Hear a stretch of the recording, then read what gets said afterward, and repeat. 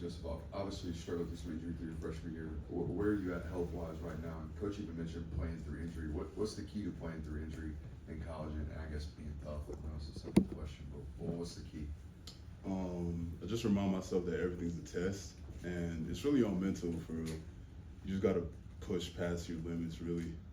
Like everything's a test, and then pain is also temporary. That's just what I tell myself. Yeah, it sounds like you guys are going to be without Jordan Hall for the foreseeable future. How, as a defensive line, do you try to make up for his absence, and what does he really bring to this team? Just making sure the freshmen are prepared, to face this offensive line, and what he brings to the team. Jordan, just a ball of energy. He's a great guy to be around. Always making people laugh. Going back to last year when you had the season-ending injury, how did you sort of work through that? And what did you kind of learn about yourself through that experience having your freshman year cut short? I just told myself, like, I can control what only I can control, which is my rehab, training room. And what I learned about myself is I have a lot more hobbies. Like, I have a lot more interests than I thought I did. So, yes, that's what I learned. What were some of the interests? I like making music. After I started walking, I started playing a lot of pickleball. So, yeah, it was really fun. Yeah, last year you were in the same position that Elijah Tripp and J.J. Anderson with these guys are. What has been your advice to them as they've gotten accustomed to college football and have carved out a role for themselves in the defensive line this year? My advice was just kind of like, well, first thing I told JJ was getting in that playbook. As soon as he got on campus, I helped him learn the playbook just so it can slow the game down, because I feel like that's really what I struggled with my freshman year. I'd always overthink, so just slowing the game down was a big thing. So just trying to help JJ, get that, so it wasn't too hard for him, so make it easier for him. Joseph, over here to your left. You came in the same class of Nando Boko, and he started. He's going to have to play a little bigger role now that Jordan's out. I mean, Coach was talking about some of the work he did on the scout team to kind of get where he's at right now. What are you personally seeing from him, and how do you think he's going to take this extra responsibility? Nandi, what I'm seeing from him, he's improved a lot in pass rush. They're really recruiting him here to play first down, second down, but he's been turning a lot of heads in the pass rush. So yeah, I feel like that's what we're going to use him for. Kind of smile when you say that. Yeah, because it was unexpected. I didn't know he could rush like that, but he can rush. Coach Smart mentioned that you were big on the fourth down stop against Florida. Talk me through that play, what you saw as the play started, and just how you were able to help get that stop. Really, my whole thought process through that, I just did what Coach Scott told me to do. I remember in the huddle, he told me stay low and surge. So that's just what I did. I crowded the ball, and I stayed low and I surged. I got to stop. So, we've had a couple guys in here over the season talk about their love for pickleball. So I'm wondering, if you guys had a draft, who's the 1 seed and who are the best 4 that would be on the court to be a very competitive match? That's a great question. Very biased. I'm gonna say Justin's gonna be mad at me for this one, but Chris is definitely going number 1, and then I put Justin number 2, put myself number 3. I might put AJ Kruger at 4.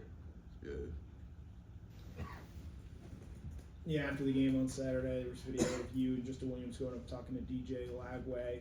You guys are all Texas guys, obviously. What was that conversation like, and what did you make of the way DJ Lagway played on Saturday?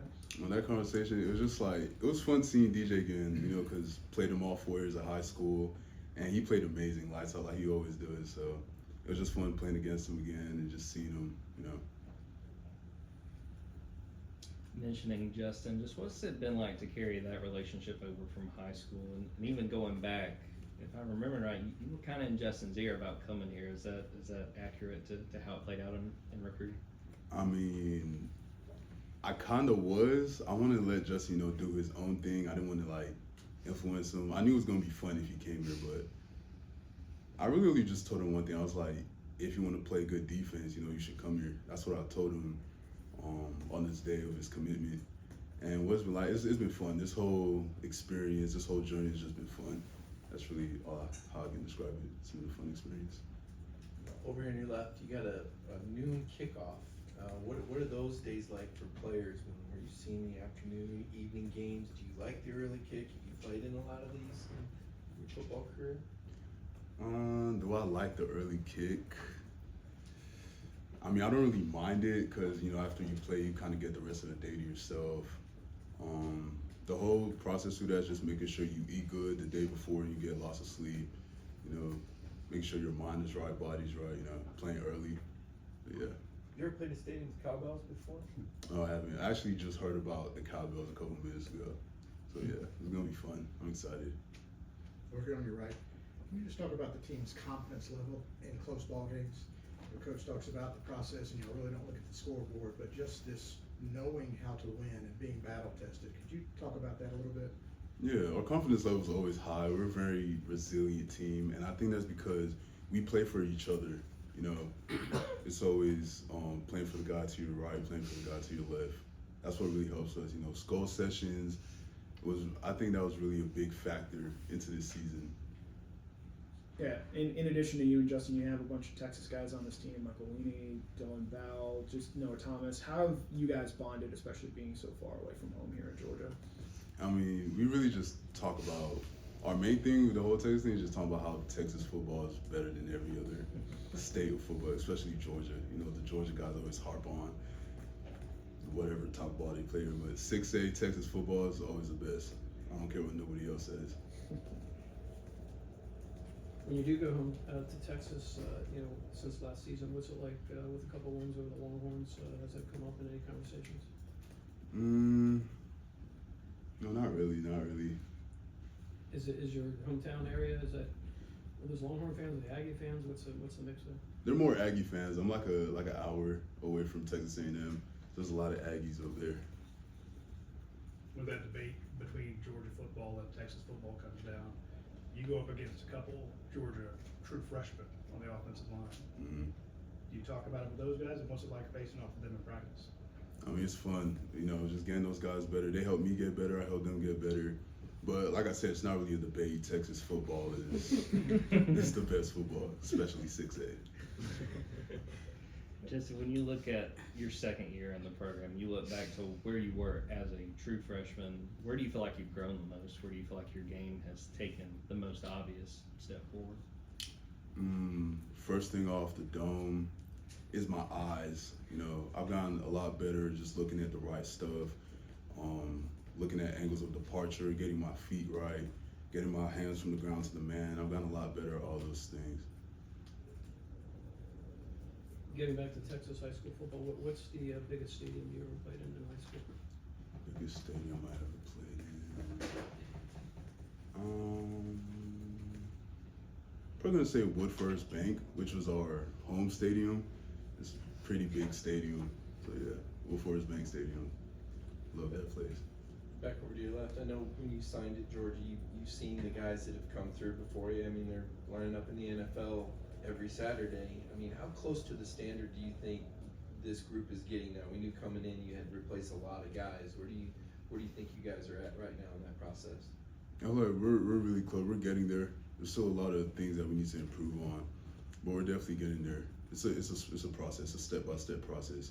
Day by day, you get better, 1% better every day.